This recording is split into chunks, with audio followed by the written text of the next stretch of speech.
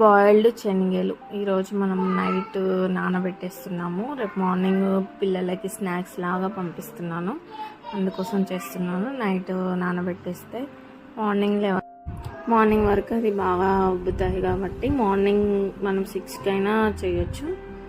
చేసేసి మనము ఇందులో వాటర్ వచ్చేసి 2 గ్లాసెస్ వేసి సాల్ట్ కొంచెం వేసేసి ఒక 4 విజిల్స్ వచ్చే వరకు పెట్టండి. 4 విజిల్స్ వస్తే సరిపోతుంది.